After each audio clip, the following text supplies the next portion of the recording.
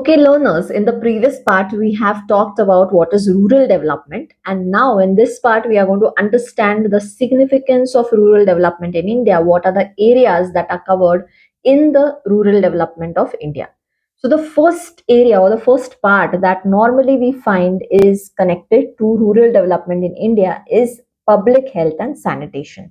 So, this is a very essential area, isn't it? So, you need to have good proper environment to survive in, so good sanitation facilities, safe drinking water, then you have clean environments, right? Then providing hygiene and the facilities for the purpose of hygiene. So like we find open, people go instead of a toilet facility, they go in open on the farmlands. And this is something which was taken up in India to have every single house should have a facility of a toilet. So overall, if there is cleanliness, hygiene, it will lead to better health of people, and with better health, the performance in other areas of life also improvises, and that is what is expected as the first part of rural development. The second part of rural development that is focused upon is the literacy rate. So people should have more and more literacy. We are not talking of the final higher education and all that, but at least they should be able to read, write, understand what the communications are happening. So they are literate. They are self sufficient in terms of understanding the things. Right now, it is often seen that there is a huge gap between the rural and the urban literacy programs in India, and rural and urban literacy, actually, the awareness amongst the people. Now, this is because in rural India, people still feel that why to get educated, why to go for school level education also, when you just have to do the labor work, when you just have to do the agriculture work. So, that is what is the mindset, and this mindset needs to be changed, and this is what is being undertaken. The third part is what they talk about is empowering the woman. So empowerment of women in the villages.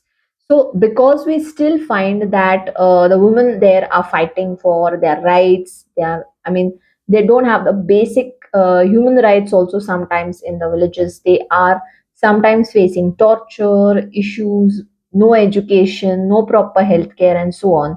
But still they are surviving, they are living there. And for this purpose, for the rural development, women upliftment, having a good proper healthcare facility for them, giving them the basic food, medication, and everything is very essential.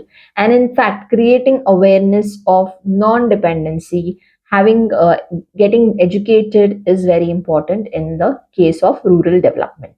Next important thing is enforcement of law and order. Still, we find that in many rural areas, people are those people who are connected to that particular village are following the rule lists of what the senior most members, or maybe the panchayats, or maybe those people who are dominant in that area, they are following whatever they say. So actually, whatever is the law and order of a country may not be followed in the villages. So they have their own kind of rules and regulations, which is not right if you have to bring them, club them into a proper legal and proper system. And so, enforcement of law and order in the rural areas can lead to rural development. So, any kind of problems that are happening, like if women are tortured, if children are tortured, if the labor are not getting their rights. So, if these kind of things are happening in the villages, if proper law and order is enforced, if they are made to understand the discipline, the rule lists that are applicable, then things can come in control and everything can be streamlined. The fifth one is what we talk about is land reforms. Now, in villages, we often find that there are zamindars, there are bigger versions of land mafias and so on, where the land goes in the hands of very few people and the rest are made to just work. So these people torture the other people who are the labor category in that area, which is actually because of a lot of issues connected to land holdings. So also they don't get the benefit of finance. So they just lease out their. I mean, they may just give out their land as mortgage, and against that take money. And when they are unable to repay the money, the land is snatched away by the money lenders. So this is a usual problem which happens in many villages still in India. So basically, to create land reforms is very important and implement them in the rural scenario. This could include the restriction on land holdings, tenancy rights, then any kind of cultivation rights, right? This can lead to a proper equalization of the land and of the entire system in that village. Next important thing that we have is infrastructure development. Of course, infrastructure, roads, railway connectivity, also for that matter, communication systems, internet systems, telephonic communications, then electricity, water supply, all this part of infrastructure needs to be developed. I mean, there are many villages still in India which do not have electricity, which do not have proper road connectivity. They don't have the bridges, they don't have the railway lines, they don't have buses. So all this has to be properly connected. In fact, it's a huge country and with a lot of population in different areas. So having a proper infrastructure development done to the grassroots level is still in progress. But of course, without infrastructure development, rural development cannot take place. Another important thing is connected to the availability of loan facilities or credit facilities to the farmers or the small group of people who are staying there who don't have much of finance.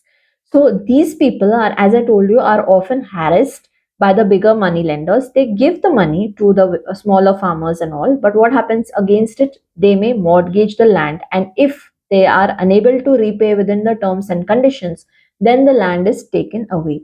So this is kind of, an unstructured type of money lending. It is not the proper like banking channel which is existing for a proper money lending system, credit giving system for the farmers. So slowly banking systems are getting developed, and because of this, people have started availing the facilities of credit from availing the facility of loans from the banks instead of the money lenders, and this actually can save them from problems. Another point, eighth point, which we have is eradication of poverty. Now, of course, eradication of poverty is a huge problem, but it can be only solved with proper employment, proper generation of, kind of industrialization, proper employment generation. Because if you provide money to them, or you provide food grains, you provide health facilities free of cost, this will be a short-term solution. But if you want a long term sustainable solution for rural development in India, they have to be made to work, they have to be given employment, they need to have a proper system developed such that their earnings are stabilized so that they become independent, they can actually earn for themselves and spend. So this is basically why we need rural development for all these points, and with these points also we can say that we have rural development. So we need all these things to have a better rural life for the people. And in this part we understood rural development, and next part we are going to understand about the agricultural credit facilities that are given in India. So let's move to the next part.